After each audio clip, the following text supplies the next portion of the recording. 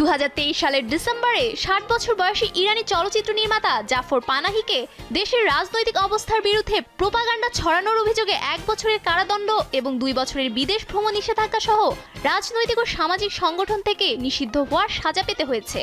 এই রায়ের বিরুদ্ধে আপিল করেছেন তিনি, যার শুনানি 2026 সালের জানুয়ারিতে হওয়ার কথা ছিল।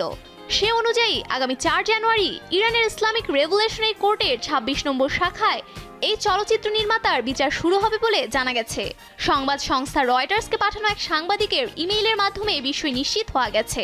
ইরান সরকার কর্তৃক তার বিরুদ্ধে জারি করা 1 বছরের কারাদণ্ডের বিরুদ্ধে পানাহির আপিলের প্রতিক্রিয়ায় শুরু হবে এই বিচার কার্য।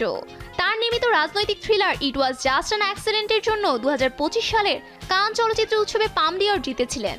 আর এই সিনেমা নির্মাণ তাকে দেশের শাসন ব্যবস্থার বিরুদ্ধে প্রচারণামূলক কর্মকাণ্ডের অভিযোগে অভিযুক্ত করেছিল।